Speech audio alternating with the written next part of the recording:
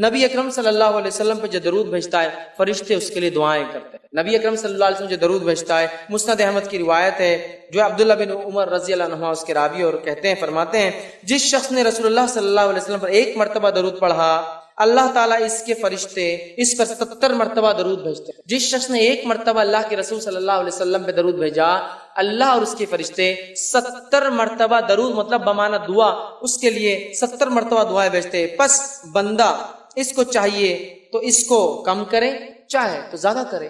اب بندے کے اوپر ہے وہ کتنی دعا چاہتا ہے اور کتنی نہیں. جتنا زیادہ دعا چاہتا ہے اتنا زیادہ درود بھیجے، جتنی کم دعا چاہتا ہے اتنا کم درود بھیج دے. تو اب بندے کے اوپر معاملہ ہے. تو ہمیں چاہیے نبی اکرم صلی اللہ علیہ وسلم پر بکثرت درود بھیجے، بکثرت جتنا ہو سکتا ہے، اس لیے کہ 70 مرتبہ اللہ اور اس کے فرشتے درود بھیجتے ہیں جو نبی اکرم صلی اللہ علیہ وسلم پہ درود بھیجتا ہے. آئیے ایک واقعہ سنیے. جو ہے ابی بن کعب جو ہے رضی اللہ عنہ جو ہے وہ فرماتے ہیں، جامع ترمذی میں روایت آتی ہے، وہ ایک مرتبہ اللہ کے رسول صلی اللہ علیہ وسلم کے پاس حاضر ہو کہا کہ میں نے کہا اللہ کے رسول صلی اللہ علیہ وسلم میں بہت زیادہ درود پڑھنا چاہتا ہوں تو آپ میری رہنمائی کریں کہ میں اپنی دعاؤں کے کتنے حصے کو درود پر مشتمل کروں اور کتنے حصے میں اپنے لیے دعا مانگوں. اور پھر انہوں نے کہا اور میں کتنا حصہ مخصوص کروں دعاؤں کے لیے، کتنا حصہ آپ کے لیے. تو آپ نے فرمایا تو جت قدر چاہے اتنا، جتنا پسند کرے. تو انہوں نے فرمایا صحابی نے کیا 1/4 1/4 حصہ میں اپنی دعاؤں کا درود کے لیے مخصوص کر دوں؟ تو آپ نے فرمایا ٹھیک ہے جس قدر تو چاہے، تمہارے لیے یہ تو بہتر ہوگا. تو پھر انہوں نے کہا کہ اللہ کے رسول کیا آدھا میں کروں؟ تو آپ نے کہا تم جس قدر پسند کرو، لیکن اگر اس سے زیادہ کرو اور اچھا ہے. پھر انہوں نے کہا کہ اللہ کے رسول صلی اللہ علیہ وسلم 2/3 2/3 میں اگر دعائیں کروں مطلب درود بھیجو اور باقی دعا. تو آپ نے فرمایا تم جس قدر پسند کرو حصہ مخصوص کرو گے، لیکن جتنا زیادہ کرو گے تمہارے لیے ٹھیک ہوگا. تو انہوں نے فرمایا کہا اے اللہ کے رسول میں اپنی دعا کے بجا صرف آپ پہ درود ہی بھیجتا ہوں. کیونکہ آپ نے پاؤ کہا تو آپ نے کہا زیادہ کرے تو بہتر ہے، میں نے آدھا کہا تو آپ نے کہا زیادہ کرے تو بہتر ہے، میں نے 2/3 کہا تو آپ نے کہا زیادہ کرے تو بہتر ہے.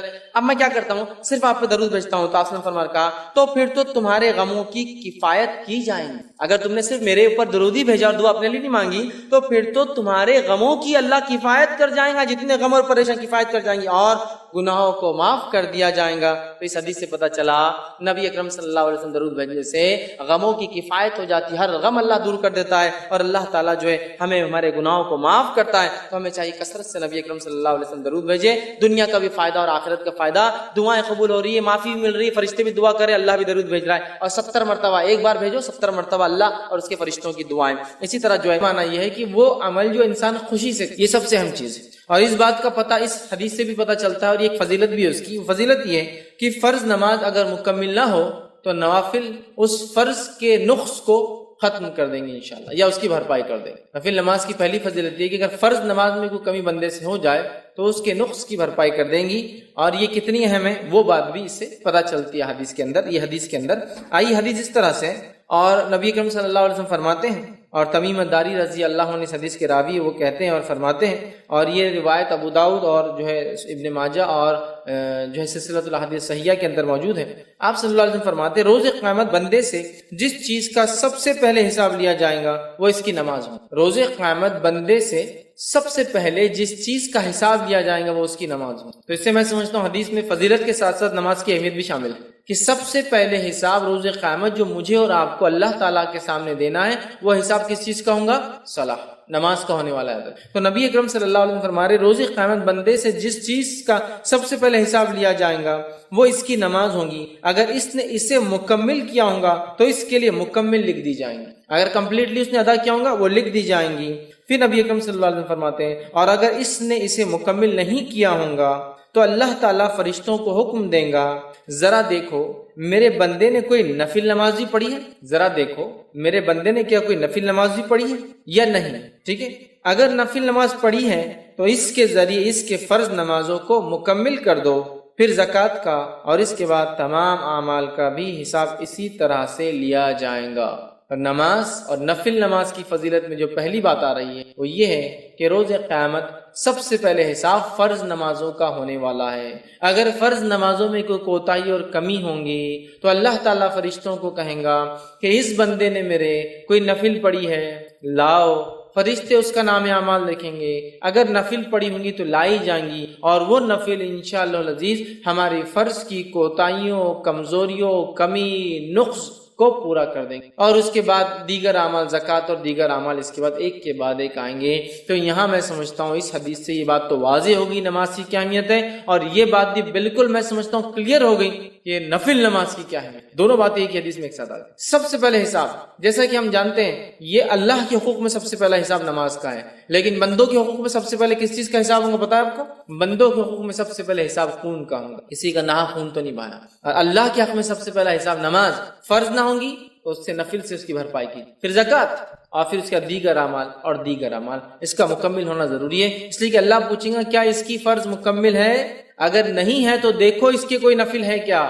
تو لہٰذا اگر نفل نماز میں اور آپ پڑھتے ہیں تو خود بخود فرض نمازوں کے نقص کو ہم پورا کر رہے ہیں ایک طرح سے. مطلب یہ نمازیں انشاءاللہ عزیز ہمارے فرض میں کوئی کمی کوتاہی، خشوع میں، خضوع میں، قبولیت میں، یا پھر اس کی ادائیگی میں سنتوں کے چھوڑنے کی وجہ سے یا کسی اور قسم کا نقص یا کمی یا چھوٹ گئی ہوں گی تو انشاءاللہ العزیز یہ نفل ضرور بھی ضرور اس کی تکمیل، اس کو پورا کرنے میں انشاءاللہ سپورٹیو ہوں گی، فائدہ مند ثابت ہوں گی. حدیث میں واضح الفاظ ہے، اللہ فرمائیں گا دیکھو اس کی کوئی نفل ہے کیا اگر فرض پوری نہیں ہے، اور پھر نفل دیکھی جائیں گی تو اس کے ذریعے اس کے فرض نمازوں کی کو مکمل کر دیا جائے گا. اب فرض نمازیں کیوں مکمل نہیں؟ کئی وجوہات ہو سکتی، پڑھی نہیں سرے سے، خشوع اور خضوع نہیں تھا، کمزوری رہ گئی، پڑھی لیکن سنتوں کے مطابق، کچھ بھی ہو سکتا ہے. تو یہ نفل انشاءاللہ عزیز اس نماز کی تکمیل کے لیے ہمارے کام آئیں گی. تو اس بات کو ہم ذہن میں رکھیں اور خوب سے خوب نفل ادا کریں، اس نیت سے نہیں کہ فرض چھوٹ جائے تو وہ ہو جائیں گے، اس لیے کہ اللہ ہم سے راضی ہو. اور ساتھ میں ایک اور بینیفٹ فائدہ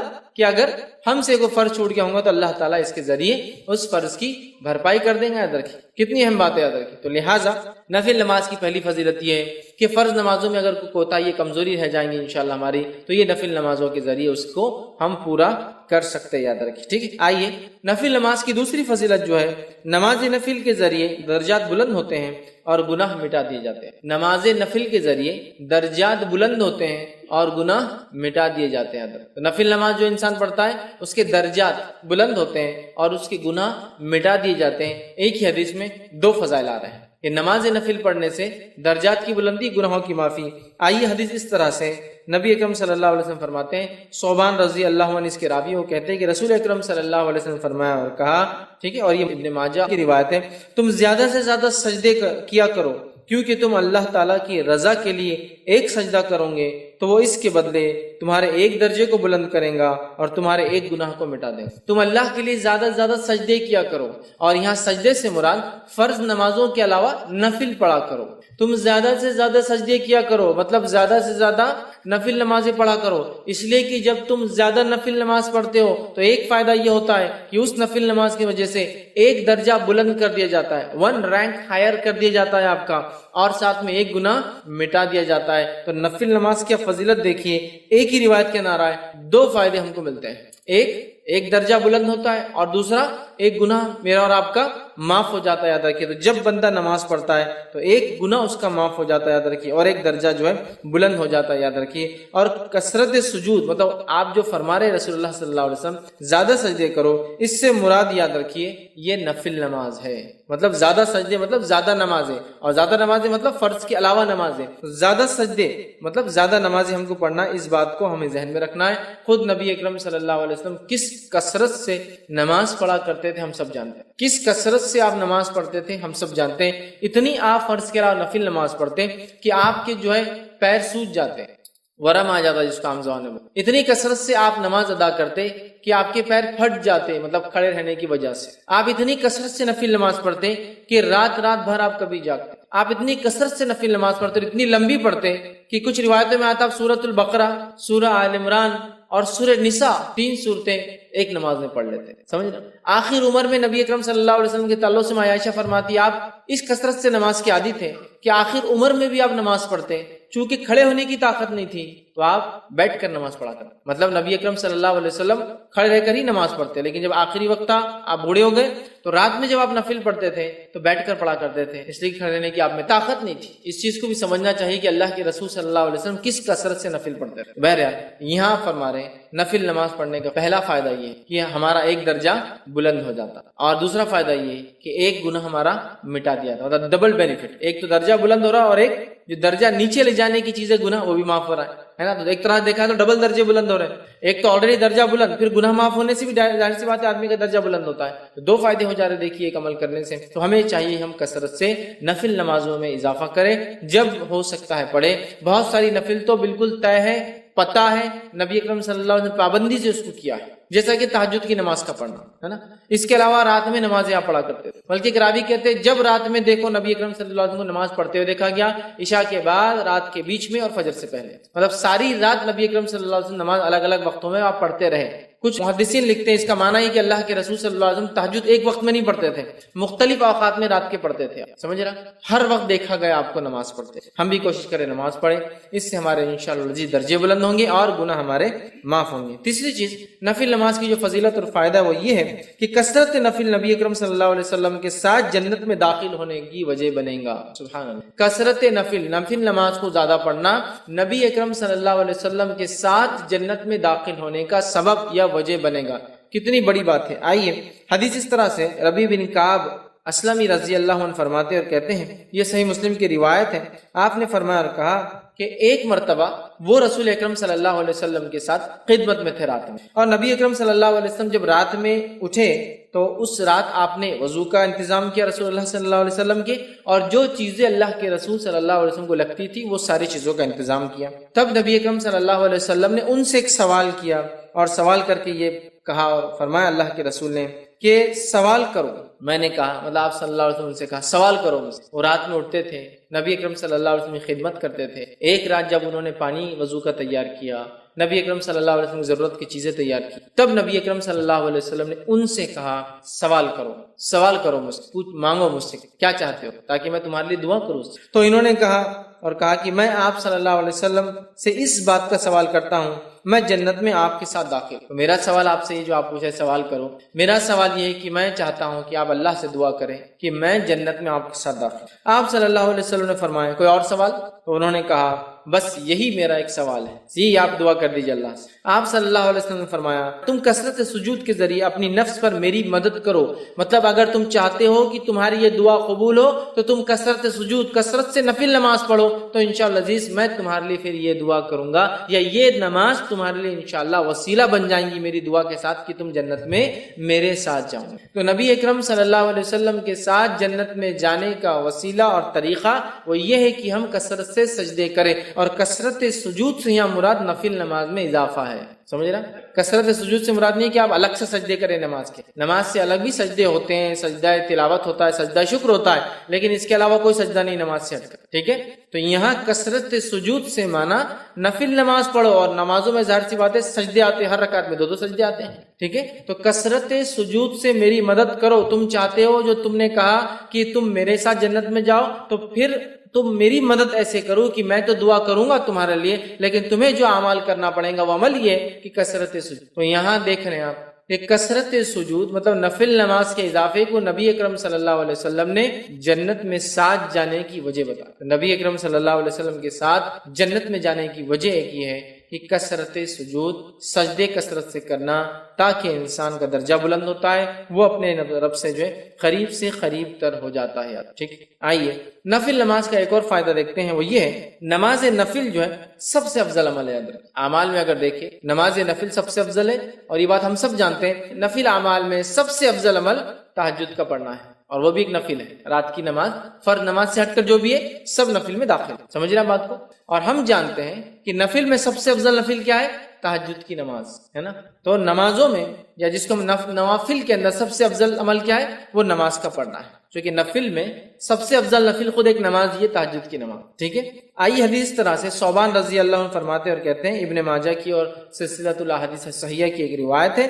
ثوبان رضی اللہ عنہ فرماتے اور کہتے ہیں نبی اکرم صلی اللہ علیہ وسلم نے ارشاد فرمایا کہا تم استقامت اختیار کرو اور تم ہرگز اس کی طاقت نہیں رکھو گے, اور اس بات پر یقین کر لو کہ تمہارا بہترین عمل نماز پڑھنا ہے, اور ایک سچا مومن ہمیشہ وضو کی حالت میں رہتا. تمہارا سب سے بہترین عمل کیا ہے؟ نماز پڑھنا ہے. اور آپ صلی اللہ علیہ وسلم دیکھیے کیا کہا, وَاعْلَمُوا أَنَّ خَيْرَ أَعْمَالِكُمْ, اس بات کو جان لو کہ تمہارے اعمال میں سب سے خیر عمل جو ہے وہ کیا ہے؟ اعمالکم الصلاۃ و نماز. تو تمہارے عمل میں سب سے افضل عمل, سب سے خیر عمل کون سا ہے؟ وہ نماز ہے. اسی لیے میں نے کہا نوافل میں سب سے افضل نفل نماز ہے، چونکہ ہم خود جانتے ہیں تہجد سب سے افضل نفل ہے، وہ بھی ایک نماز ہے، تو ہمیں اس میں بہت بڑھ چڑھ کر حصہ لینا ہوگا یاد رکھیں۔ اس لیے کہ آپ صلی اللہ علیہ وسلم کیا فرما رہے ہیں کہ اور تم اس بات کو یقین کر لو کہ تمہارا بہترین عمل نماز کا پڑھنا ہے، اور پھر فرمایا ایک سچا مومن ہمیشہ وضو کی حالت میں۔ دو باتیں پتہ چلی، ایک تو نفل نماز کی اہمیت کہ نفل نماز کا فائدہ یہ پتہ چل رہا ہے کہ نفل نماز سب سے خیر ہے جو عمل ہم کرتے ہیں، نفل نماز سب سے خیر عمل ہے جو ہم کرتے ہیں، اور دوسرا پتہ چلا ایک سچا مومن ہمیشہ وضو کی حالت میں رہتا ہے۔ یاد رکھیں، ہمیں چاہیے کوشش کریں ہم وضو سے رہیں، اور یاد رکھیے وضو ایک مستقل عبادت ہے، وضو ایک مستقل عبادت ہے۔ اس کا کیا معنی ہے؟ اس کا معنی یہ ہوا کہ وضو ہر حال میں کیا جا سکتا ہے۔ یہ الگ بات ہے کہ کچھ وضو سے نماز نہیں پڑھی جائیں گی کیونکہ آپ اس حالت میں ہوتے کہ نماز پڑھی جائے، کیونکہ آپ کو غسل نہیں ہے، لیکن اس حالت میں وضو کیا جائے گا کیونکہ وضو ایک مستقل عبادت ہے۔ اس کی دلیل نبی اکرم صلی اللہ علیہ وسلم کے تعلق سے آتا ہے کہ نبی اکرم صلی اللہ علیہ وسلم جب جنوبی حالت میں ہوتے آپ پر غسل واجب ہوتا، اور اس کے بعد آپ نہاتے نہیں لیکن صبح اٹھ کے نہانے والے ہوتے تو آپ وضو کر کے سوتے۔ اگر وضو خالی نماز کے لیے خاص ہوتا، الگ سے عبادت نہیں ہوتی، تو آپ صلی اللہ علیہ وسلم وضو کرنے کی کیا ضرورت ہے سونے سے۔ اسی طرح آپ صلی اللہ علیہ وسلم دیکھا گیا کہ آپ جنوبی حالت میں ہوتے اور کچھ کھانا پینا چاہتے تو آپ وضو کرتے اور پھر کچھ کھاتے اور پیتے۔ اسی طرح آپ جنوبی حالت میں ہوتے اور صبح فجر میں اٹھ کے غسل لینا چاہتے تو آپ وضو کر کر سوتے۔ تو جب ایک انسان کو غسل ہی نہیں ہے پھر بھی وضو کیا جا رہا ہے، اس کا مطلب وضو ایک مستقل عبادت ہے، ٹھیک ہے۔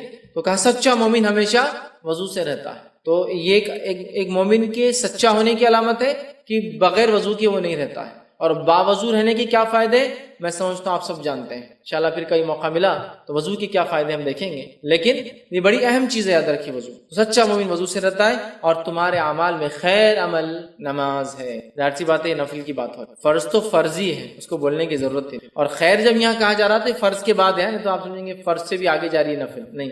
بہت سے لوگ ایسا غلط بھی کرتے ہیں، بہت ساری باتوں کو جو حدیث میں نفل کے تعلق سے آتا ہے سمجھتے ہیں نفل اتنا آگے کہ فرض ان کو پھیکا نظر آتا ہے، ایسا نہیں ہے۔ یہ تمام چیزیں جو نوافل کی بات تذکرہ ہو رہا ہے یہ سب فرض کے بعد ہے، جیسا صدقات کے بڑے ثواب ہے لیکن یہ زکوٰۃ کے بعد ہے، زکوٰۃ فرض ہے، ٹھیک ہے۔ عمرے کے بڑے فائدے لیکن حج کے بعد ہے، سمجھ رہے آپ؟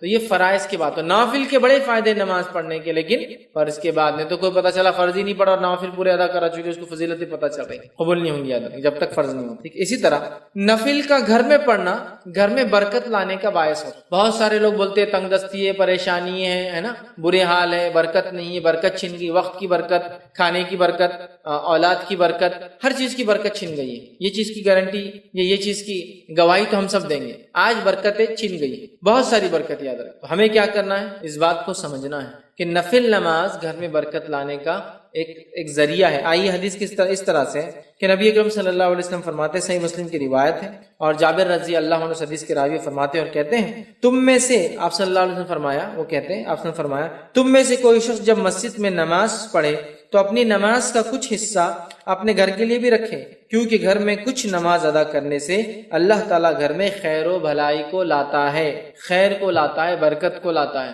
آپ سے کیا فرما رہے ہیں؟ تم میں سے ہر شخص پوری نماز یہاں نہ پڑھ لے، کچھ نماز کو باقی رکھے، اور کہاں جا کے پڑھے؟ گھر جا کے پڑھے۔ یہ کس کو کہا جا رہا ہے؟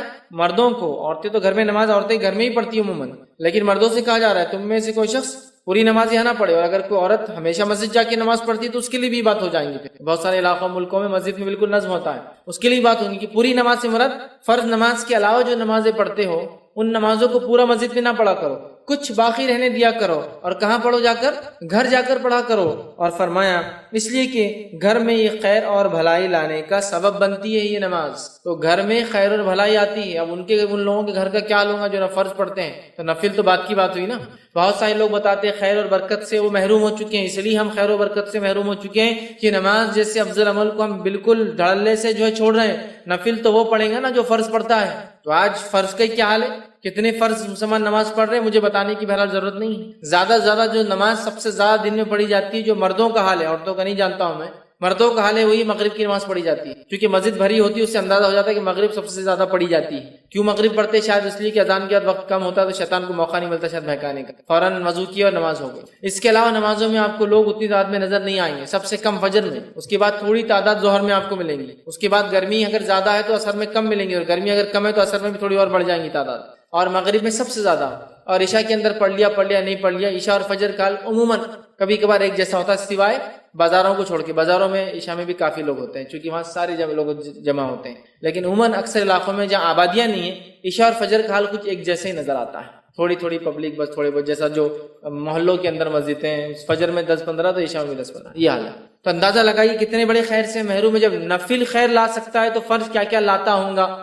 فرض تو پھر فرض ہی ہے نا. جب اگر نماز جو نفل ہے وہ اتنا کچھ لا سکتی ہے تو جو فرض ہے وہ کیا کچھ نہیں لا سکتی. اس بات کو یاد رکھیں. میرا ایک پورا اس پر عنوان تھا نماز کی اہمیت, اور اس میں نے نماز کو پڑھنے کے فائدے اور چھوڑنے کے سارے نقصانات گنوائے ہیں. جو بہرحال نماز بہت بہت بہت بہت افضل چیز ہے, یاد رکھیے اسے نہیں چھوڑنا چاہیے. اور یہاں اللہ کے رسول صلی اللہ علیہ وسلم فرما رہے کچھ حصہ گھر میں پڑھ لیا کرو, اس لیے کہ صحابہ اکثر پوری نمازیں پھر مسجد نبوی میں پڑھ لے رہے تھے. جب اللہ کے رسول نے یہ بات بیان کی تو صحابہ نے پھر اپنے گھروں میں بھی نماز کو پڑھنا شروع کیا, اور نفل مراد سے یاد رکھی, فرض نہیں یاد رکھی. اسی طرح ایک اور روایت میں آتا ہے, یہ روایت جو ہے صحیح مسلم کی ہے, اور اس میں جو ہے زید بن ثابت رضی اللہ عنہ فرماتے اور کہتے ہیں کہ نبی اکرم صلی اللہ علیہ وسلم نے ارشاد فرما کہا, اے لوگو تم اپنے گھروں میں بھی نماز پڑھا کرو, مطلب نفل نماز, کیونکہ آدمی کی سب سے افضل نماز وہ ہے جسے وہ اپنے گھر میں ادا کرتا ہے سوائے فرض نماز کی. آدمی کی سب سے افضل نماز وہ ہے, آدمی کی سب سے افضل نماز وہ ہے جو وہ گھر میں پڑھتا ہے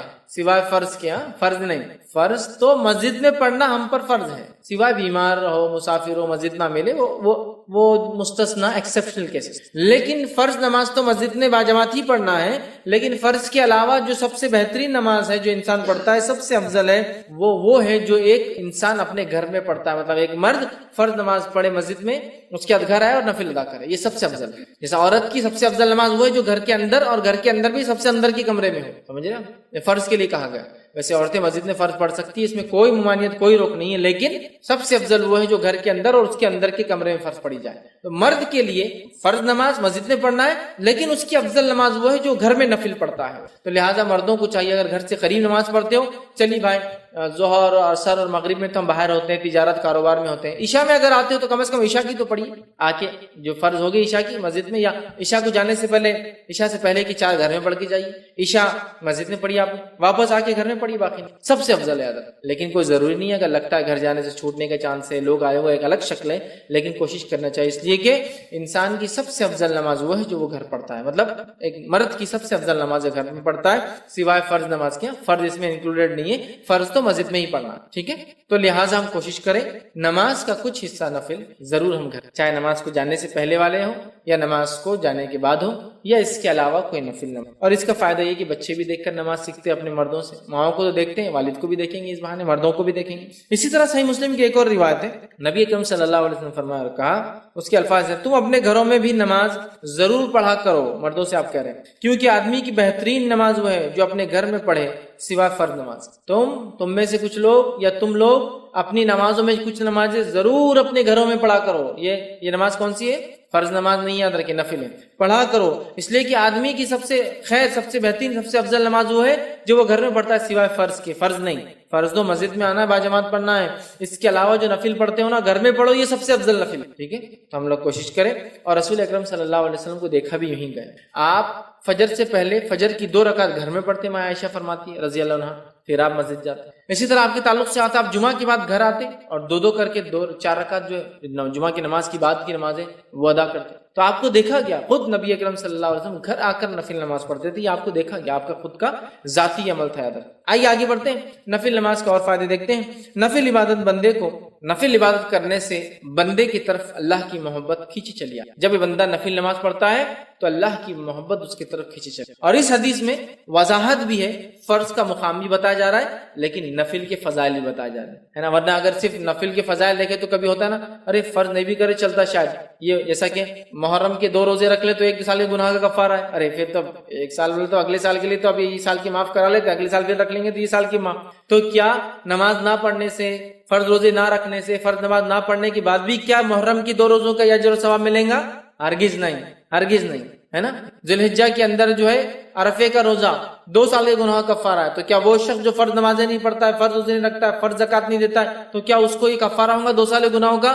ہرگز نہیں. یہ بات میں کیوں کہہ رہا, بہت سارے لوگ نوافل کے فضائل دیکھ کر اتنے خوش ہو جاتے ہیں کہ فرض چھوڑ دیتے ہیں. تو یہ حدیث میں دونوں باتیں ایک ساتھ آ رہی ہیں, آپ غور سے سنیے نفل کی اہمیت, غور سے سنیے. نبی اکرم صلی اللہ علیہ وسلم فرماتے ہیں, اور بخاری کی روایت ہے, اللہ تعالیٰ فرماتا ہے، حدیث قدسی، اللہ تعالیٰ فرماتا ہے جو شخص میرے دوست سے دشمنی کرتا ہے میں اس کے خلاف اعلان جنگ کر دیتا ہوں۔ کیا فرمایا اللہ تعالیٰ؟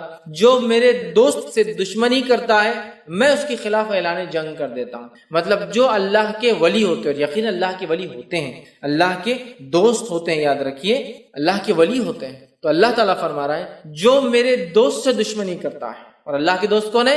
جو تقوی اختیار کرتے ہیں، ایمان والے ہونا پہلی شرط، وہ تقوی اختیار کرتے ہیں اور ہر کام سنت کے مطابق، ٹھیک ہے؟ تو بہرحال ورنہ میں اس لیے کہہ رہا ہوں اللہ کے دوست، ورنہ ہمارے پاس جو سنت کی مخالفت کرتا ہے، نماز کبھی نہیں پڑھتا ہے، تقوی تو ہے ہی دور دور تک، اس کو ولی مانتے ہیں۔ اس لیے میں وضاحت کر رہا ہوں، ایمان والا جیسا حق ہے، تقوی اختیار کرنے والا انسان اور سنت کے مطابق اعمال کرتا ہے۔ تو بہرحال اللہ تعالیٰ فرما رہا ہے جو میرے دوست سے دشمنی کرتا ہے میں اس سے اعلان جنگ۔ اب اندازہ لگائیے اللہ کا جو دوست ہوتا ہے اس کو اگر دنیا میں کوئی چھیڑتا ہے یا اس سے دشمنی کوئی کرتا ہے اللہ تعالیٰ اس کے خلاف اعلان جنگ کر دے۔ کیسے کرتا ہے؟ وہ جس نے دیکھا نتیجے اس کے سمجھ میں آتے ہیں۔ انبیاؤں کے ساتھ جس نے برا سلوک کیا ان کے نتیجے دیکھ لیجئے، صحابہ کے ساتھ جس نے برا سلوک کیا کیسی کیسی موتیں مرے ان کی زندگی دیکھ لیجئے، سلف صالحین پہ جس نے ظلم کیا ان کی زندگیوں کا مطالعہ کرے، خاص طور سے ان کی موتیں دیکھے، اور اس کے بعد معصوم مسلمانوں پہ جس نے بھی ظلم کیا ان کی زندگی کی حالت دیکھے، آپ کہیں گے واقعی میں اللہ تعالیٰ کیسا بدلہ لیتا ہے۔ چونکہ اللہ تعالیٰ جب دشمنی لیتا ہے اس کے خلاف تو وہ دشمنی واقع میں نبھاتا بھی ہے، سمجھ رہے ہیں بات کو، ہر طرف سے اس کو جو ہے چت کر دیتا ہے اس دنیا کی۔ تو بہرحال اللہ تعالیٰ فرما رہا ہے جو شخص میرے دوست سے دشمنی کرتا ہے اس کے خلاف میں اعلان جنگ کرتا ہوں۔ تو ایک بات ہمیشہ ذہن میں رکھنی چاہیے، اللہ کے نیک بندوں کے خلاف کوئی چال نہیں چلنا چاہیے، اس لیے کہ جب ہم اللہ کے نیک بندوں کے خلاف چال چلتے ہیں در حقیقت اللہ ہمارے خلاف اعلان جنگ کر دیتا ہے۔ ہوتا ہے نا بہت سارے لوگ، نیک لوگ خواہ تنگ کرتے ہیں زمین کے معاملات میں، اس میں خواہ احتیاط کرنا چاہیے، آپ خطرناک زون میں جا رہے ہیں، آپ کو تکلیف ہو سکتی ہے، ٹھیک ہے؟ آگے آئیے سنیں، اللہ تعالیٰ فرماتا ہے اور میرا بندہ سب سے زیادہ میرا تقرب اس چیز کے ساتھ حاصل کرتا ہے جسے میں نے فرض کیا ہے۔ اللہ تعالیٰ فرما رہا ہے میرا بندہ سب سے قریب مجھ سے تب ہوتا ہے جب وہ میری فرض کردہ چیزوں کو پورا کرتا ہے۔ اللہ تعالیٰ فرما رہا ہے میرا بندہ میرے سب سے قریب کب آتا ہے؟ جب وہ چیز کرتا ہے جو میں نے اس پر فرض کی ہے۔ تو آپ فرما اللہ تعالیٰ فرمائے میرا تقرب میرا بندہ سب سے زیادہ حاصل کرتا ہے اس چیز کے ذریعے جو میں نے اس پر فرض کیا ہے، یعنی فرائض کے ساتھ میرا تقرب حاصل کرنا ہی مجھ سے سب سے زیادہ مطلب فرائض کے ذریعے میرا تقرب حاصل کرنا یہ مجھے سب سے زیادہ پسند اللہ اعلان کا ہے۔ آگے آئیے پھر اللہ تعالیٰ فرما رہا ہے حدیث قدسی اور میرا بندہ نوافل کے ذریعے میرا تقرب حاصل کرتا، فرض سے سب سے زیادہ لیکن نوافل سے بھی کرتا ہے، فرض کے بعد مطلب فرض جو ادا کرتا ہے اس کی نفل قبول ہوتی ہے، بات بھی یاد رکھیں۔ پھر اللہ فرماتا ہے پھر جب اور میرا بندہ نوافل کے ذریعے میرا تقرب حاصل کرتا رہتا ہے یہاں تک کہ میں اس سے محبت کر لیتا ہوں۔ میرا بندہ پہلے تو فرض کرتا ہے، میرا تقرب حاصل کر لیتا ہے، چونکہ فرض سے ہی میں سب سے زیادہ قریب ہوتا ہوں بندوں کی، یہ مجھے سب سے زیادہ محبوب ہے۔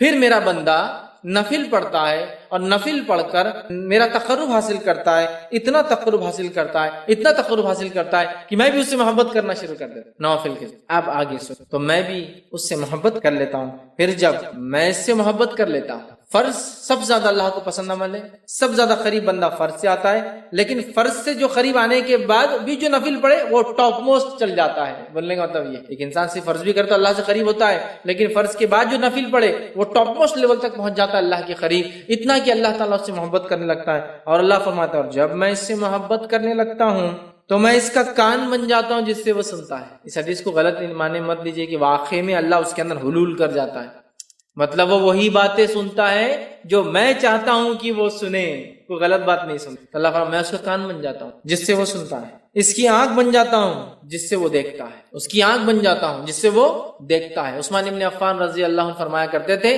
کہ مومن کی فراست اس کی نظروں سے بچا کرو، اس لیے کہ مومن جو ہوتا ہے نا اس کی آنکھوں سے چیزوں کو پہچان لیتا ہے۔ بہت سارے سلف کے واقعات ہیں، لوگوں کو چہروں کو ان کے حالات دیکھ کر پہچان لیتے تھے کیا پرابلمس ہیں، اس لیے نہیں کہ ان کو غائب کا انتا نعوذ باللہ، لیکن اللہ تعالیٰ نے ان کو وہ صلاحیت دے دی۔ ہوتا ہے نا لوگ بولتے رہے ایک ڈاکٹر ہاتھ لگا دے تشخیص کر لیتا ہے، چہرہ دیکھتے انہوں نے پہچان لیا کیا ہوگا، یا سوال کرتے دیکھو جواب وہی آیا جو سوال تھا، حالانکہ اس میں یہ بات نہیں کہی گئی تھی، یہ ساری چیز ٹھیک ہے۔ تو یہاں دیکھیے اللہ کے رسول صلی اللہ علیہ وسلم کیا فرما رہے ہیں کہ اللہ تعالیٰ فرما رہا ہے میں اس کی آنکھ بن جاتا ہوں جس سے وہ دیکھتا ہے، اس کا ہاتھ بن جاتا ہوں جس کے ذریعے وہ پکڑتا ہے، مطلب وہی دیکھتا ہے جو اللہ چاہتا ہے، وہی سنتا ہے جو اللہ چاہتا ہے، وہی پکڑتا ہے جو اللہ چاہتا ہے۔ مطلب مومن ہر وہ کام نفل کے ذریعے اللہ سے محبت حاصل کر کے اللہ اس کے ریٹرن میں اس کو ہر وہ چیز کرواتا ہے جو اس کا رب اس سے صرف پسند کرتا ہے، اس کے علاوہ نہ کچھ سنتا ہے، نہ کچھ دیکھتا ہے، نہ کچھ پکڑتا ہے۔ تو میں اس کا ہاتھ بن جاتا ہوں جس کے ذریعے وہ پکڑتا ہے، اور اس کا پاؤں بن جاتا ہوں جس کے ذریعے وہ چلتا ہے۔ مطلب مومن چلے گا بھی تو اب سیدھے راستے پر، چونکہ اب وہ غلط راستے پر نہیں جائے گا، چونکہ نفل کے ذریعے وہ اللہ کی محبت حاصل کر چکا ہے۔ اللہ کی محبت جو بندہ حاصل کر لیتا ہے، اس کا رب کا فضل اس پہ یہ ہوتا ہے کہ ہر وہ کام کرتا ہے جو اس کا رب چاہتا ہے، اس کے علاوہ وہ کچھ نہیں کرتا۔ تو یہاں جو ہے اس سے وہ چلتا ہے، ان تمام اعضاء کو اپنی اطاعت میں لگا دیتا ہے، اور اگر وہ مجھ سے سوال کرتا ہے تو میں ضرور بھی ضرور اس کو عطا کرتا ہوں۔ اگر وہ مجھ سے سوال کرتا ہے تو میں ضرور بھی ضرور اس کو عطا کرتا ہوں، معلوم، ضرور بھی ضرور عطا کرتا ہوں اگر وہ مجھ سے سوال کرتا ہے۔ کون سا بندہ؟ فرائض کے بعد نفل کا اہتمام کر کے رب سے محبت حاصل کر لینے والا بندہ، دیکھتا ہے تو وہی جو اس کا رب چاہتا ہے، سنتا ہے وہی جو اس کا رب چاہتا ہے، پکڑتا ہے وہی جو اس کا رب چاہتا ہے، چلتا ہے اسی راہ پر جس پہ رب چاہتا ہے، اور جب وہ مانگتا ہے تو اس کا رب اس کی جو ہے ضرور بھی ضرور اس کو عطا کر دیتا ہے۔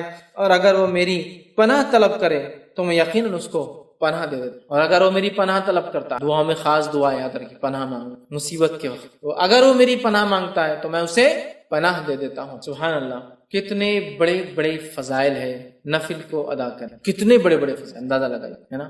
اللہ کو سب سے زیادہ محبوب عمل لیکن کون سا ہے؟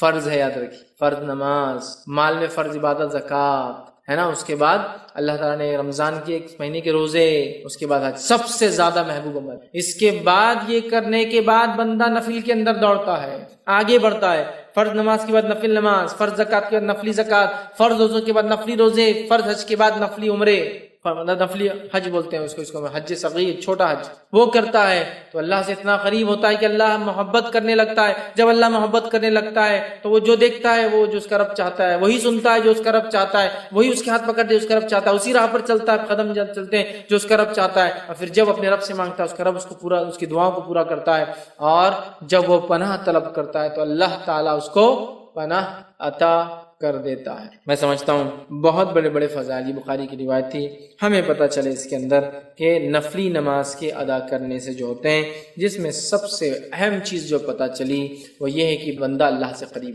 اتنا قریب کہ ہر چیز جو اس کا رب چاہتا ہے وہی وہ کرتا ہے، اس سے ہٹ کر نہ کوئی چیز سنتا ہے، نہ دیکھتا ہے، نہ پکڑتا ہے، نہ اس راہ پر۔ ہم میں ہر شخص چاہتا ہے ہم نیک بنے، اور پتہ نہیں لوگوں نے ولایت حاصل کرنے کی کون کون سے ذریعے بنا لیے، اور یہ اللہ کے ولی ہے، کیونکہ شروع میں اللہ نے کیا کہہ دیا کہ اللہ کے رسول فرماتے ہیں، اللہ تعالیٰ فرماتے جو شخص میرے دوست سے دشمنی کرتا ہے میں اس سے اعلان جنگ کرتا ہوں، اور پھر آگے اس کی بات صفت دوست کون ہے؟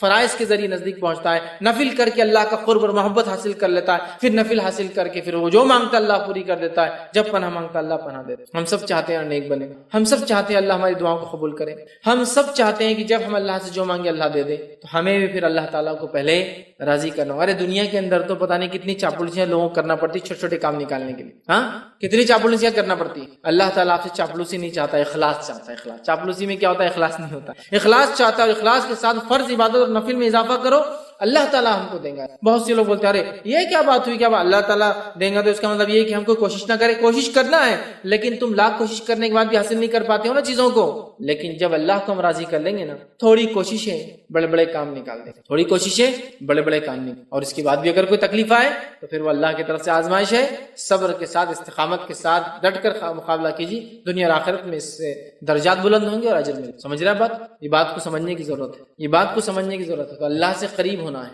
دنیا میں ہم کام نکالنے کے لیے سب کچھ کرتے ہیں لوگوں سے، اگر ہم چاہتے ہیں کہ ہمارا کام عرش والا کر دے، دنیا کی ساری مصیبت، مشکلیں، پریشانی حل، اور موت کی اور موت کے بعد کی اور آخرت کی وہ تمام چیز، تو پھر ہم جو ہے آسمان والے کو راضی کر لیں۔ ہو سکتا ہے دنیا والے ناراض ہو جائے، اس سے کوئی مسئلہ نہیں، لیکن اللہ راضی ہو جائے۔ لیکن ہمارا معاملہ یہ کہ ہم اللہ کو ناراض کرنا چاہتے اور دنیا والوں کو راضی کرنا چاہتے، تو اللہ تعالیٰ بھی پھر انہی کے سامنے ہم کو جھکاتا رہتا۔ تو اللہ کے نیک بندوں کی صفت آ گئی، فرائض کا اہتمام کیجیے، فرائض کے اہتمام نفل میں اضافہ کیجیے، دیکھیے اللہ تعالیٰ کہ ہم دوست بن جاتے ہیں، ٹھیک ہے۔ تو اس کی ہم کوشش کریں کہ نوافل کو ہم زیادہ زیادہ کریں۔ یہ 6 نکات تھے، اور اس کے اندر 2 حدیثوں میں 2 فائدے نظر آئے، تو ایسے کل ملا کے 8 سے 9 فائدے ہم نے دیکھے، فضائل دیکھے، جو نفل نماز کی ادائیگی سے درجات کا بلند ہونا، گناہوں کا مٹا دیا جانا ہے نا، گھر میں خیر اور برکت کا آنا، اللہ سے قرب حاصل کر لینا، نبی اکرم صلی اللہ علیہ وسلم کے ساتھ جنت میں جانے کا ذریعہ بننا، ٹھیک ہے۔ اس کے بعد اس حدیث کے اندر کتنے فائدے آ گئے، کتنے فائدے کہ بندہ نفل کا اضافہ کرتا ہے، اللہ کی محبت آتی ہے اور اس کے بعد اللہ اس کا دوست بن جاتا ہے، جو اس سے دشمنی رکھتا ہے اللہ اس کے خلاف اعلان جنگ کر دیتا ہے، اللہ تعالیٰ وہی سناتا ہے جو اللہ چاہتا ہے، وہی دکھاتا ہے جو اللہ چاہتا ہے، وہی پکڑتا ہے جو اللہ چاہتا ہے، اس راہ پہ چلتا ہے جہاں اللہ چلانا چاہتا ہے، ہر چیز ہو جاتی ہے۔ تو ایسے 10 فضائل ان 6 سے 7 حدیث میں ہم نے دیکھے جو نفل نماز کے ہوتے ہیں۔ ہمیں کوشش کرنا چاہیے، ہم چاہے مرد ہو چاہے عورت ہو، ہم خوب نوافل میں اضافہ کریں، زیادہ سے زیادہ نوافل کو پڑھنے کی کوشش کریں تاکہ اللہ کا قرب حاصل ہو، محبت حاصل ہو۔ اور یہ اصل یاد رکھیے، جو اللہ کا قرب حاصل کر لے، محبت حاصل کر لے، اللہ اس سے راضی ہو جائے، بس اس نے تو آخرت میں کامیابی پا لی۔ یاد رکھیے، آ جائیں گے کل ہی بچے سیکھیں گے دین اور اس کو بہرحال یہ بہت ساری بار ہوتا ہے، یہ بہت ساری بار ہوتا ہے۔ جیسے مثال کے طور پر ایک مثال دیتا ہوں، میں جس اسکول سے پڑھا وہ اسکول شیعوں کا تھا، ٹھیک، بہری لوگ تھے، شیعوں کی قسم۔ تو میرا نام تھا، میرا آفیشیل نیم ہے فیض علی سید، ولدیت ہے اعظم علی سید۔ تو وہاں اتنا احترام تھا میرا، میں اسپیشل کیس تھا، سمجھ رہے آپ؟ تو میں کیا کیا پھر بعد میں نام سے جو ہے اپنے بچوں کے علی نکال دیا۔ اس کی وجہ کیا ہے؟ اصل میرے والد کا نام ہے اعظم اور دادا کا نام ہے علی، تو ان کے ولدیت ہوتی اعظم علی سید، اعظم بن علی، ٹھیک، السید۔ اب ہوا یہ کہ جب میں داخلے کے لیے وہاں گئے تو انہوں نے لکھا اعظم علی سید، تو بچے کا نام فیض علی سید، علی میرے دادا کا نام ہے نا، مطلب ہمارے نام میں نہیں ہو، صرف سید آتا ہے، تو وہ لگ گیا۔ تو میں نے اپنے بچوں سے نکال دیا، چونکہ کیا ہو رہا تھا سمجھ رہے آپ، اگر کسی کا فیملی نیم ہے تو رہنے دیجیے، میں وہ نہیں کہہ رہا ہوں، لیکن تھا بھی نہیں نام، لگ گیا اس کے ساتھ، پھر وہ لوگ وہ ہوتا۔ پھر میں ایک کام کے طور سے میں کچھ زمانہ حیدرآباد میں رہا، تو حیدرآباد میں جہاں جاتا وہاں ایک عجیب عزت ملتی، اچھا فیض علی سید والے تو وہ ایک دم مطلب اکثریت، چونکہ بہت کثرت سے شیعہ لوگ پائے جاتے ہیں، ٹھیک ہے، وہ سارا۔ تو مجھے ایک جگہ ایڈمیشن ہو گیا انسٹیٹیوٹ میں، وہ اسماعیلیوں کا تھا، شیعوں کی ایک اور برانچ، وہ مجھے ایڈمیشن میں ہاف ڈسکاؤنٹ کسی کو نہیں دیا، میں پریشان۔ تو مجھے ایک دن بڑھنے لگا شیعوں میں کہاں ملتے ہیں، بولے آپ جیسے دیندار لوگ، داڑھی والی تھی نا مجھے، شیعہ لوگ عموماً داڑھی نہیں رکھتے ہیں، مطلب ان کے لیڈر رکھتے ہیں، لیکن عام لوگ کہاں رکھتے ہیں شیعہ؟ بولے کہاں ملتے ہیں، بولے ایسے شیعہ تو آپ ڈسکاؤنٹ، مطلب میں شیعہ نہیں ہوں، فل ڈسکاؤنٹ لے، آپ واپس لے لیجیے میرا، لیکن بعد میں نہیں لیا انہوں نے، اسماعیلی تھے وہ، ٹھیک ہے۔ تو بولے کہاں ملتے ہیں لوگ ایسے، تو نام سے لوگ کیا کر رہے ہیں سمجھ رہے آپ، سید اور علی میں مطلب یہ طرح ایسا ہوتا ہے عموماً۔ تو پھر میں وہاں اوائڈ کرتا اپنا نام علی بولنے کے لیے، حالانکہ آفیشیل نیم میں ہے ابھی بھی فیض سید، اتنا کافی ہوتا ہے۔ تو یہ ڈیپینڈ ہے ماحول پہ۔ تو آپ سمجھو میں یا علی پکارتا ہوں اللہ تعالیٰ کو مدد کے لیے، لیکن میں جانتا ہوں میں ایک ایسی جگہ ہوں جہاں لوگ حضرت علی کو پکارتے ہیں یا علی، تو پھر وہاں میں نہیں پکارتا۔ کیوں؟ تو پھر یہ ہوگا کہ میں اور وہ ایک جیسے ہو جائیں گے۔ ایسا ایک اور مثال، کالا کپڑا پہننے میں کوئی حرج نہیں، میں نے بھی پہنا ہوں، کبھی میں فل بلیک ڈریس پہنتا ہوں، کوئی حرج نہیں، لیکن اگر ایک مخصوص دن جب سب لوگ کالے کپڑے پہنتے بتانے کے لیے کوئی ایک چیز، تو تب اس دن میں اوائڈ کروں گا، اس لیے کہ پھر کیا ہو جائے گا، میں بھی ان میں کاؤنٹ کروں۔ آپ سمجھے میں جو بولنا چاہ رہا ہوں؟ کوئی بولے کالا کپڑا حرام ہے کہ نہیں؟ بالکل نہیں۔ کیا کوئی دن کالا کپڑا پہننے سے اچھا اور برا ہوتا؟ بالکل نہیں۔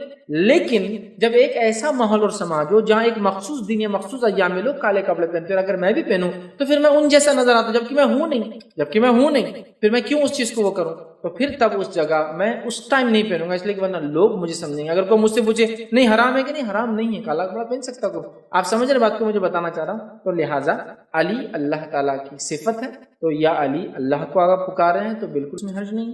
لیکن عموماً جو ہند پاک میں صوفیت کا جو غلبہ رہا، مطلب علی کے بندے لوگ بولتے ہیں، علی کا ملنگ بولتے ہیں اپنے آپ کو، اور علی داتا ہے، علی سب کچھ ہے، اور کیا کیا اس کے پیچھے عقیدے نہیں۔ پھر اس سماج میں اگر میں بھی اس جیسا وہ کروں تو سمجھ رہے نا بہت ساری مشکل ہوتی ہے۔ اور میرے سامنے کے ساتھ تو ایک واقعہ بھی ہو گیا، وہ یہ کہ میرا نام فیض علی سید، ٹھیک ہے، اور میرے موبائل نمبر میں آخری 52 بھی ہے، 9822277552۔ آپ کو معلوم 52 اصل تو بہریوں کے جو یہ ابھی گزرے امام وہ 52 نمبر کے 52، تو میرا موبائل نمبر ہی 52 نام کے اندر بھی، سمجھ رہے نا، اتنی ساری ہے، لیکن وہ اتنا پرانا نمبر تھا میں چینج نہیں کر پایا، لیکن اب 53 ہو گیا، انتقال ہو گیا نا 52 والوں کا، تو 53 کا بہت ڈیمانڈ آ گیا، ان کی گاڑیوں میں دیکھیں بہریوں 53 اب لیتے ہیں، پہلے 52 لیتے ہیں، بڑا لکھا 52، سمجھ رہے؟ تو یہ سمجھ رہے آپ، ایسے واقعات سمجھیے حالت ہو گئے، میں اوائڈ کرنا چاہ رہا ہوں چونکہ لوگ ویسے ہی سمجھتے ہیں، ٹھیک ہے۔ تو بہرحال تو ایسی جگہوں پہ آپ کیا کیجیے، ایسی چیزوں کو اوائڈ کیجیے، ورنہ پھر کیا ہوتا ہے کہ اس سے لوگ آپ کو وہ سمجھتے ہیں جب کیا وہ ہے نہیں، ٹھیک ہے۔ تو یہ پرابلم، ورنہ علی اللہ کی صفتی نام ہے، آپ یا علی بول سکتے ہیں، لیکن جب معاملہ ایسا آ جائے کہ جہاں لوگ یا علی حضرت علی کو پکارتے ہیں تب اوائڈ کرنا یہ بہرحال بہتر ہے۔ ایک علمی بحث ہے اور ایک عوام میں جو چلتا ہے وہ دونوں۔ کسی نے ایک سوال کیا ہے کہ تسبیح صرف سیدھے ہاتھ کی انگلیوں سے ہی کرنا ہے یا دونوں ہاتھوں کی انگلیوں پر کر سکتے ہیں؟ تو دیکھیے تسبیح کے تعلق سے جو آتا ہے، نبی اکرم صلی اللہ علیہ وسلم تسبیح پڑھتے ہیں تو اپنے سیدھے ہاتھ کی انگلیوں پر کاؤنٹ کرتے یہ پور پر. الٹے ہاتھ کے تعلق سے کوئی دلیل یا روایت نہیں ملتی سوائے کچھ ضعیف روایتوں. ٹھیک ہے، تو تسبیح آپ سیدھے ہاتھ کی انگلیوں پر کاؤنٹ کرتے نبی اکرم صلی اللہ علیہ وسلم. تو میں بھی کہوں گا کہ الٹا ہاتھ کیونکہ روایت ضعیف ہے، اوائڈ کرنا بیٹر ہے اور صرف سیدھے ہاتھ کے اوپر گنیں. میکسیمم تسبیح آپ کی 100 ہے، 33 والی ہے نا، تو میں سمجھتا ہوں 100 والی بھی آپ 12 ہوتے آپ کی انگلیوں میں، آپ کو صرف یہاں تک گننا ہے. 9 10 11 کے 3 ہو گئے مطلب 33 ہو گئے، پھر 11 کے 3 ہوئے 33 کافی ہے.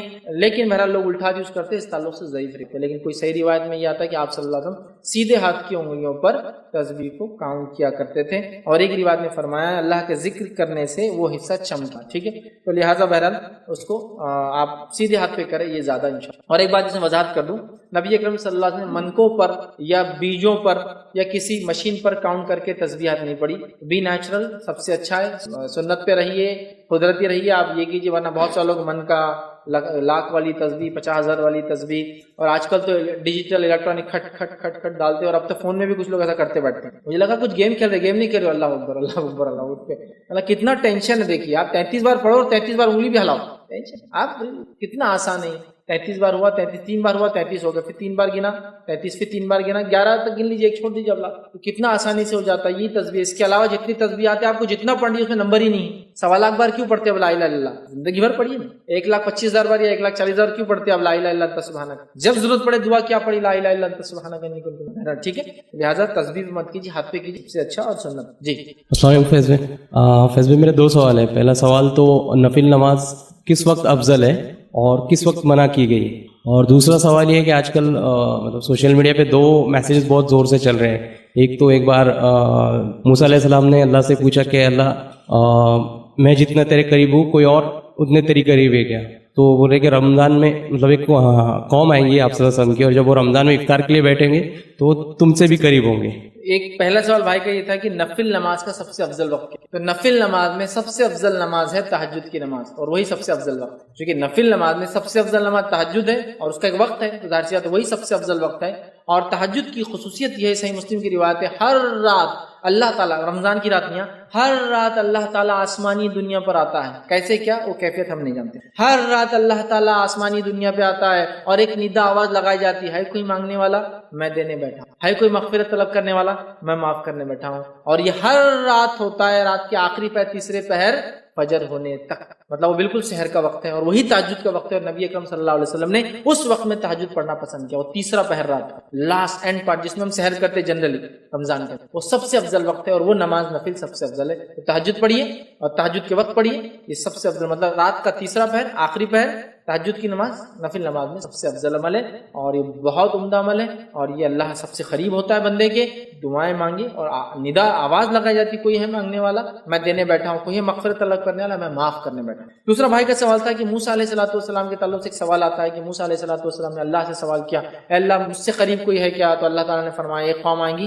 دیکھیے ایسی کوئی روایت میرے علم میں نہیں. لوگ بہت ساری باتیں رمضان، روزے، مہینے، ربیع الاول اور یہ ایسے مہینوں کی بنا لیتے ہیں جس کی کوئی بنیاد نہیں ہوتی. جیسا مثال کے طور پر جو شخص ربیع الاول کے آنے سے پہلے ربیع الاول کے آنے کی مطلب مہینے کی مبارکباد دیں گا اس پہ جہنم حرام. ایسی کوئی حدیث نہیں، کوئی حدیث. اسی طرح یہ جو آپ نے کہا موسیٰ علیہ السلام نے کہا کہ وہ موسیٰ علیہ السلام سے بھی قریب ہوں گی، یہ محال ہے ہمارے لیے سوچنا، اس لیے کہ یہ تو ہمارا عقیدہ ہے کہ سارے نیک انسان مل کر بھی ایک نبی کی برابری نہیں کر سکتے. سارے نیک انسان دنیا کے مل کے بھی ایک نبی کی برابر نہیں ہو سکتے. ایک نبی موسیٰ علیہ السلام نبیوں میں اور اعلیٰ مقام، برگزیدہ اولو العزم پیغمبر ہے. نوح علیہ الصلوۃ والسلام، ابراہیم علیہ الصلوۃ والسلام، موسیٰ علیہ الصلوۃ والسلام، عیسیٰ علیہ الصلوۃ والسلام، محمد صلی اللہ علیہ وسلم، برگزیدہ اولو العزم پیغمبر. موسیٰ علیہ السلام کا مقام حاصل کرنا عام بات نہیں، سوال ہی نہیں آتا. لہٰذا اس کی جو بات اس میں بتائی جائے نا، کنٹینٹ خود بتا رہا ہے کہ ایک نبی کو کہنے کے ڈیروگیٹری مطلب ان کے بارے میں ہلکی بات کہی جا رہی ہے. یہ نہیں ہو سکتا. کوئی نبی کے تعلق سے زیادہ پورے نیک انسان مل بھی جاتے ایک نبی کا مقابلہ نہیں کر سکتے. کیسے کوئی امت آئیں گی جو روزہ رکھیں گی تو نبی سے بھی زیادہ قریب اللہ سے ہو جائیں؟ کیسے؟ نہیں ہو سکتا. بہرحال تو الفاظ بھی ٹھیک نہیں ہے اور ایسی کوئی روایت میں نے آج تک نہیں پڑھی کہ ایسی کوئی بھی حدیث. حافظ بھائی اور ایک سوال ہے. ایک بار جبرائیل علیہ السلام نے اللہ سے کہا کہ میں آپ کی عبادت کرنا چاہتا ہوں, میسج یہ بھی, اور انہوں نے 2 رکعت نماز پڑھی. تو 2 رکعت ایسی تھی وہ کہ کچھ میسج میں آتا ہے کہ 10,000 سال تک پڑھے انہوں نے, موسیٰ علیہ السلام, جبرائیل علیہ السلام, اور کچھ میسج میں آتا ہے کہ 40,000 سال تک 2 رکعت پڑھے. تو اللہ تعالیٰ نے فرمایا کہ تم نے بہت اچھی عبادت کی, بٹ آخری وقت میں ایک قوم آئیں گی, یعنی آپ صلی اللہ علیہ وسلم کی امت, کہ وہ 2 رکعت نفل نماز پڑھیں گی تو تمہارے اس نماز سے افضل ہوں گی. تو یہ بھی کہیں حدیث میں آتا ہے. بھائی نے ایک اور سوال کیا کہ ایک اور میسج انہوں نے پڑھا ہے کہ جبرائیل علیہ السلام نے اللہ سے قربت کے لیے عمل کے لیے پوچھا, تو اللہ نے کہا کہ 2 رکعت نماز پڑھو. انہوں نے پڑھی کتنے ہزاروں سال تک. اس کے بعد اللہ نے فرمایا ایک قوم آئیں گی جو 2 رکعت نفل پڑھیں گی, تم سے افضل ہوں گا. ایسی بھی کوئی روایت میں نے آج تک نہیں پڑھی کہ جبرائیل علیہ السلام کے تعلق سے خاص. ہاں, فرشتوں کا ایک معمول ہے, کچھ سجود میں ہے تو قیامت تک سجدہ ہی کریں گے, کچھ رکوع میں تو قیامت تک رکوع کریں گے. لیکن کیا ان کا سجدہ, ان کے رکوع, ان کی عبادت سے ہماری عبادت افضل ہوں گی یا یہ ہوں گی؟ اس طرح کی کمپیریزن والی کوئی روایت میں نے نہیں پڑھی کہ خاص تو جبرائیل علیہ السلام 40,000 سال نماز پڑھے تو امت محمد یا 2 پڑھے تو اس سے افضل ہو جائیں گے. واللہ عالم, واللہ عالم. میں نے ایسی کوئی روایت کوئی صحیح سند سے نہیں پڑھی کہ اس طرح کا کمپیریزن کبھی جبرائیل علیہ السلام سے امت مسلم. کسی نے سوال کیا کہ میں 2 سال سے میڈیکل انٹرنس CET دے رہی ہوں, کلاسز میں بھی میں ٹاپ آتی ہوں اور پیپر بھی میرے بہت اچھے جاتے ہیں, اور میرے والد کو اور مجھے اتنی امید بڑھ جاتی ہے کہ میرا اس بار نمبر لگ ہی جائے گا. پچھلے سال میرے والد سب کو میرے کامیابی کے لیے سب کو دعوت دینے کا بھی انتظام کر لیا تھا, صرف رزلٹ کا انتظار تھا. نماز کی پابندی کرتی ہوں, اللہ سے دعا کرتی ہوں, لیکن اب دوبارہ مجھے ڈر لگ رہا ہے کہ میرا رزلٹ کیا ہوگا اور میرے والد امیدوں کا کیا ہوگا. پلیز آپ مشورہ دیں. انہوں نے سوال کیا کہ انہوں نے میڈیکل CET دیا, میڈیکل انٹرنس دے رہی ہوں, مطلب 2 سال سے دے رہے ہیں, کلاسز بھی کی, ٹاپر بھی آیا, سب آیا, پھر ان کے والد نے ایک بار نمبر لگ جائیں گا ایسے امید سے دعوت کا بھی انتظام کر لیا, لیکن نمبر نہیں لگا, پھر نماز وغیرہ سب کرے, اب کیا کریں؟ دیکھیے, سب سے پہلی چیز, جب آپ اللہ تعالیٰ کو اپنا رب مانتے ہیں اور اسی کو اپنا کارساز مانتے ہیں اور یہ مانتے ہیں کہ میرا رب میرے لیے سب سے خیر اور سب سے اچھے راستے نکالیں گا, تو میں سمجھتا ہوں آپ کا وہ CET میں پاس نہ ہونا, کامیاب نہ ہونا ہی آپ کے لیے سب سے اچھی چیز. یہ بڑا ہمارے پاس مسئلہ ہے. کامیابی ہر بار یہ نہیں ہوتی کہ سب سے اچھی چیز یا جو چیز میں چاہتا ہوں وہ مجھے حاصل ہو تو ہی میں کامیاب ہوں. کامیابی وہ ہے کہ میں نے ایک چیز سوچی لیکن میرے رب نے مجھے اس چیز پہ چلایا جو یقیناً میرے لیے حقیقی کامیاب. آپ سمجھ رہے اس بات کو؟ یہ بڑی اہم بات ہے. زندگی کے ایسے کئی ڈیسیجنس ہیں جن ڈیسیجنس کو جب میں سوچتا ہوں پچھلے, جب میں تھا اس حال میں, تو میرے لیے وہ بہت برے ڈیسیجنس ہیں. مطلب مجھے ایسا لگ رہا تھا یہ صحیح نہیں ہوا. ایک تو علم کی کمی ہوتی ہے, کوئی گائیڈنس نہیں دینے والا, تو بچے ایسے سوچتے ہیں یہ صحیح نہیں ہوا. لیکن اس کے بعد جب اب پلٹ کے دیکھتا ہوں سارے حالت میں, تو وہ سب سے صحیح تھا جو میرے ساتھ ہوا. سمجھ رہے بات کو؟ وہ سب سے صحیح تھا جو میرے ساتھ ہوا, ورنہ اگر وہ نہیں ہوتا تو شاید, سمجھ رہے, پھر وہ کچھ اور نتیجہ. تو ہم انسان بہت شارٹ سائٹڈ ہوتے ہیں, بہت نزدیک کا دیکھتے ہیں. جب آپ نمازی ہیں, سب کچھ کر رہے ہیں, اللہ پر توکل کر رہے ہیں, اور سب کچھ اچھا ہونے کے بعد بھی آپ کا نمبر نہیں لگنا, this is something good for you. میں کہوں گا یہ آپ کے لیے اچھا ہے, تبھی تو اللہ تعالیٰ آپ کے لیے چوز کرا, اس لیے کہ ہو سکتا ہے کوئی چیز کو ہم خیر سمجھے لیکن ہمارے لیے شر, اور کسی چیز کو ہم اپنے لیے شر سمجھے ہمارے لیے خیر. اس کی ایک مثال دیتا ہوں. ایک واقعہ تھا مصر کا کہ ایک صاحب ٹیچر تھے سعودی عرب میں, جاب کے لیے وہاں تھے, اپنے شہر سے نکلے, کائرو کے اندر فلائٹ لینا تھی, سعودی عرب پہنچنا تھا, اور مطلب جاب پر پہنچنا بہت ضروری تھا. وہ نکلے اور ٹریفک میں پھنس گئے. جب پہنچے تو فلائٹ جا چکی تھی. اتنے غمزدہ, غمگین کی دنیا میں اس سے بڑا غمزدہ کوئی نہیں, ایک دم منہ لٹکا ہوا, پریشان, کار میں بیٹھے واپس. جب واپس گھر آ رہے تھے, گھر ابھی پہنچے بھی نہیں تھے, تو ریڈیو پہ, چونکہ ریڈیو کامنلی ٹیکسیز میں ہوتا ہے, ریڈیو پہ خبر آئی کہ وہ فلائٹ جو کائرو سے, قاہرہ سے نکل کے جدہ جا رہی تھی, وہ سمندر میں کریش ہو گئی, کرو کے ساتھ سارے لوگ مارے گئے, مطلب سبھی مر گئے. ابھی دنیا کا سب سے خوش نصیب آدمی. 1 گھنٹہ پہلے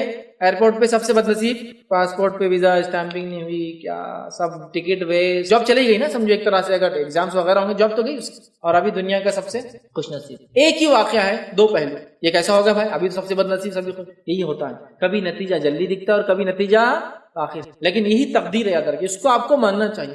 آپ نے سب کچھ کرنے کے بعد بھی سب سے پرفیکٹ وہ چیز نہیں ہوتی, سمجھ رہے ہیں؟ اور بہت ساری بار اس چیز کو میں اپنی ذاتی زندگی میں بھی دیکھ چکا ہوں, لیکن وہ آپ کے لیے سب سے خیر ہوتا ہے, سب سے زیادہ اچھا ہوتا ہے. جیسا کہ سب کچھ تیاری کیا, سب سے جلدی گیا, اس چیز کے لیے سب سے زیادہ مجھے امید تھی کہ میں وہاں پہنچ جاؤں گا, اور اسی دن کی فلائٹ مس ہو جانا. ایک تو آنکڑے بھی سامنے آتے 5 فگر کے جو ڈوب جاتے فلائٹ مس ہونا والے, تو اور دوسرا وہ جو چیز اٹینڈ کرنے آپ جا رہے تھے, وہ پروگرام, وہ چیز آپ سوچ رہے ہیں کیسا ہوتا ہے, مس ہو جاتا ہے. سامنے والوں کی امیدیں, ان کی تیاریاں, اور آپ مس ہو, لیکن وہی خیر ہو, سمجھ رہے ہیں, ہوتا ہے انسان کے ساتھ کہ یار ایسا کیسا ہو گیا, میں نے سب کچھ کیا, جلدی نکلا اورنگ آباد سے, فلاں ہوا, یہ ہوا, ایسا کیا, بامبے پہنچ گئے جبھی, اور پھر اس کے بعد بھی یہ کر رہے, اسٹاف پہ چلا رہے وہاں کے, اور یہ کر رہے, اور سمجھ رہے بات کو.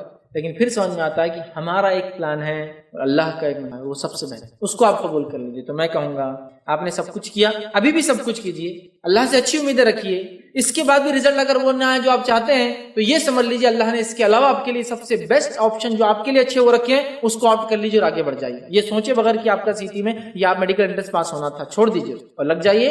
اللہ تعالیٰ آج نہیں, آج سے 2 4 5 سال بعد جب ہم بیٹھیں گے پیچھے دیکھیں گے, پھر غور کریں گے, کہیں گے جو ہوا نا بہت اچھا ہوا, اگر شاید یہ نہیں ہوتا تو آج میں ہوتا. ایسا یہ کب ہوتا ہے؟ ایک وقت جانے کے بعد, ایک وقت جانے کے بعد. اس چیز کو سمجھنا, اور خاص طور اسٹوڈنٹس کے لیے بہت ضروری ہے. جب میں 10th میں تھا میرا پرسنٹیج آیا تھا 56.28, 56.28. اسٹڈیز کے اعتبار سے میں کوئی برلین اسٹوڈنٹ نہیں تھا بہرحال, تو میرا یہ پرسنٹیج آیا تھا. میں بچوں کو اس لیے نہیں بول رہا ہوں کہ آپ لوگ بھی اتنا لائیے, ورنہ بولے نہیں آپ اتنا کم ہے, میں وہ نہیں بول رہا ہوں. آپ اپنی صلاحیت دیجیے. میری صلاحیت یہ تھی پڑھائی کے حد تک, ٹھیک ہے, ہر کسی کی صلاحیتیں مختلف ہوتی ہیں, ٹھیک. تو تب میں بہت, سب لوگ ڈیموٹیویٹ ہو گئے, سب لوگ بول رہے ہیں تمہارا تو کم پرسنٹیج آیا, تمہارا تو یہ آیا, فلاں ہوا.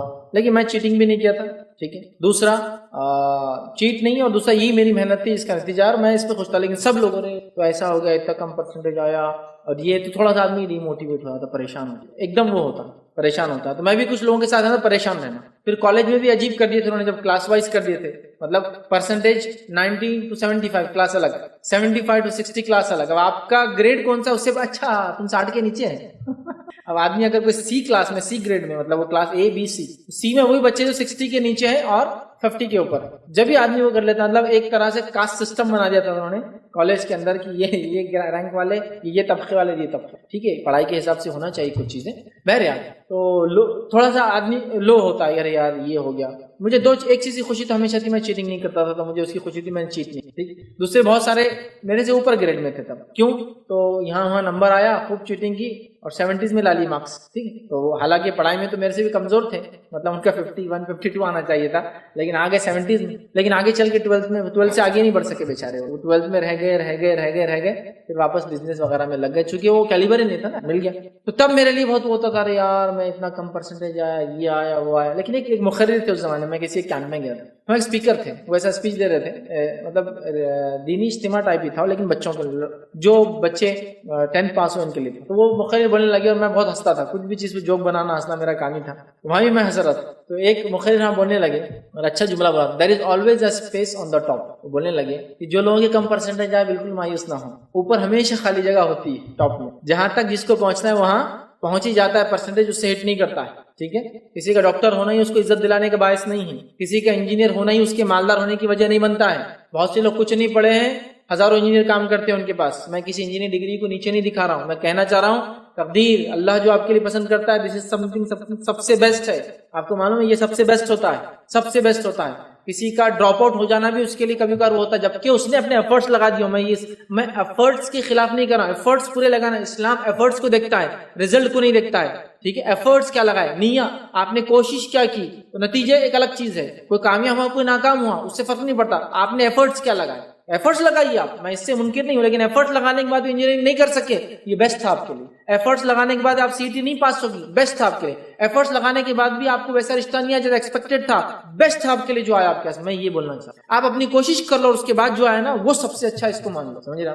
تو اس میں آپ بہت مطمئن ہو. جب میں آگے بڑھا, جسٹ میں گریجویشن میں تھا, بہت ساری چیزیں میری ڈیولپ ہو گئی, میں چیزوں کو سمجھنے لگا, اور میں اس چیز کا قائل تھا کہ کوشش کرنا چاہیے, تقدیر میں جو ہوگا نتیجہ وہ آئے گا. اور زندگی میں کئی مرحلوں کے اندر میں نے اس کا فائدہ اٹھایا, جہاں بچے رو دیتے تھے, جہاں بچے پریشان ہوتے تھے, جہاں جانے کو ڈرتے تھے, وہ سارے کام میں نے کیے, اس لیے کہ میرے لیے وہ کوئی بڑی چیز نہیں تھی, سمجھے. اس وجہ سے کہ اللہ نے چاہا, ہم نے کوشش کی, میں نے پیسوں کو سنبھالا, اچھے سے رکھا, پھر بھی گر گئے, کیا کروں.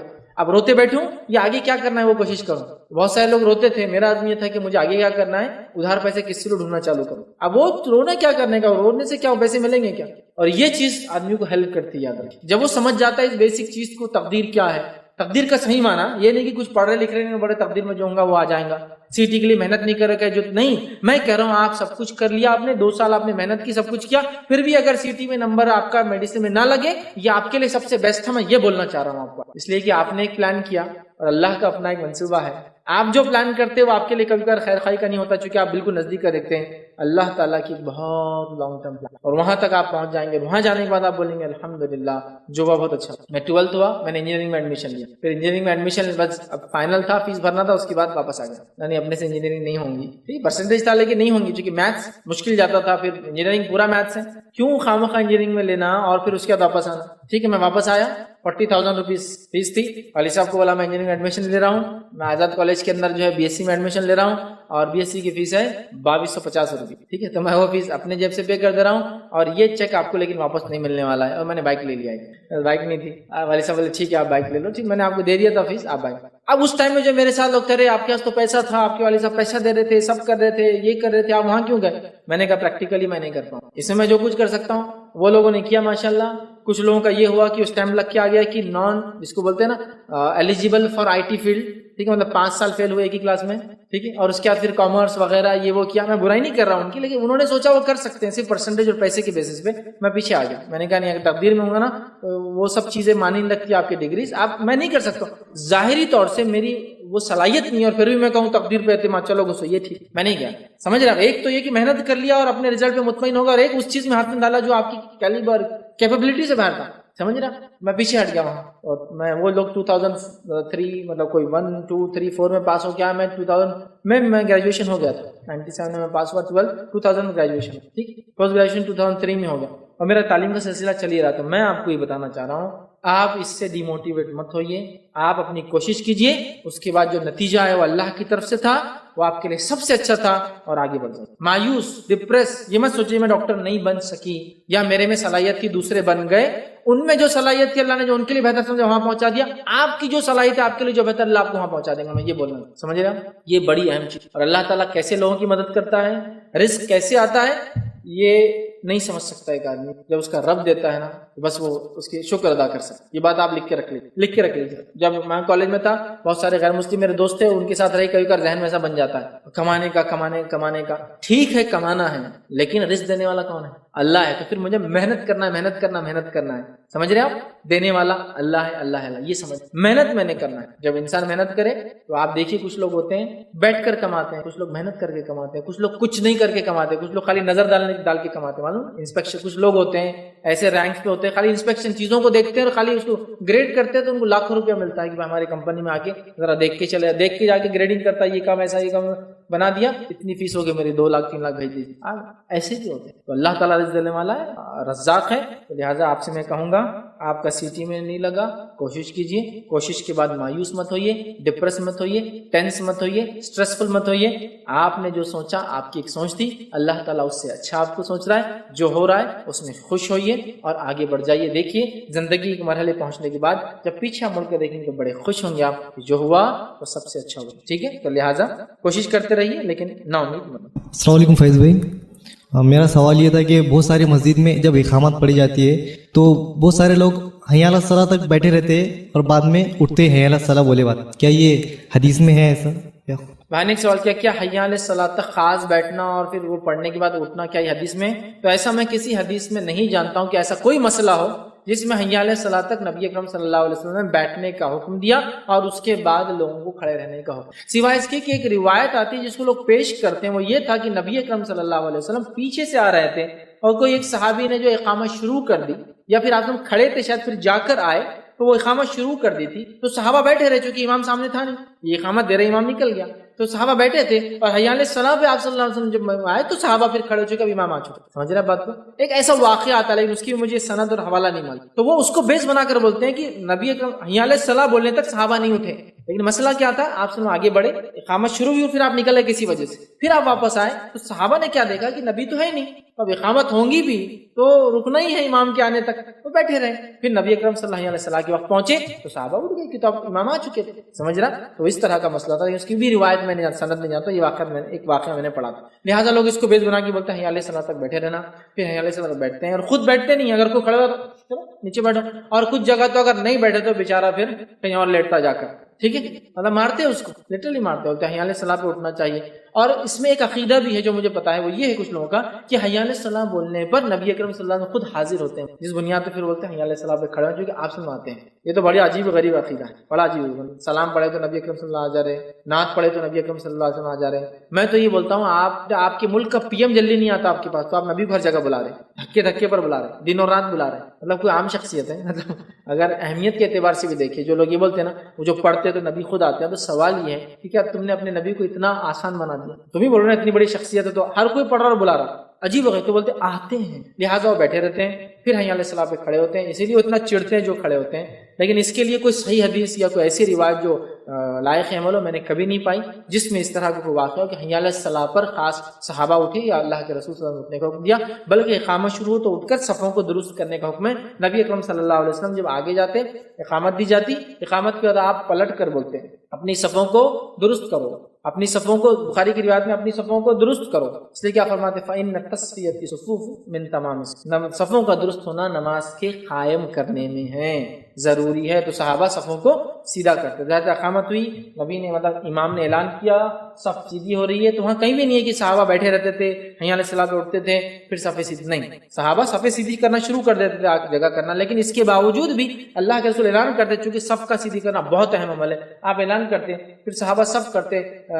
کچھ روایتوں میں آتا ہے یا کچھ صحابہ کے اقوال آتے وہ کہتے اتنی صف سیدھی کرتے سر نیزہ ہوتا نا ایک دم، یا تیر ہوتا ہے ایک دم رائٹ ہونا، تیر سیدھا ہونا تو ڈائریکشن میں صحیح جاتا ہے، اتنا صحابہ صفوں کو ٹائٹ کرتے اور کوئی جگہ خالی نہیں ہوتی، کاندھے سے کاندھا قدم سے قدم لگتے۔ ایک مرتبہ ایک صحابی کھڑے تھے اور ابو دجانہ نام تھا رضی اللہ عنہ، اور ان کا فزیک ایسی تھی کہ چیسٹ باہر رہتا تھا، ہو سکتا ہے آرمس وہ ہو یا پھر بیکس بڑے ہوتے کسی کے، تو فزیک ہی ایسی ہو جاتی، تو ان کی فزیک تھی۔ تو نبی اکرم صلی اللہ علیہ وسلم ایک بار صف میں دیکھا ہوں تو چیسٹ باہر، تو آپ نے کہا ابو دجانہ کی امت میں اختلاف چاہتے ہو؟